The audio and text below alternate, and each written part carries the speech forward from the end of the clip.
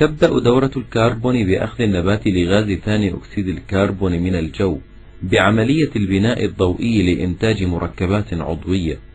يطلق النبات غاز ثاني أكسيد الكربون من خلال عملية التنفس. تنتقل المواد العضوية من النبات إلى الحيوان الذي يتغذى عليها، وبهضمها وامتصاصها تدخل ذرات الكربون في تركيب جسم الحيوانات.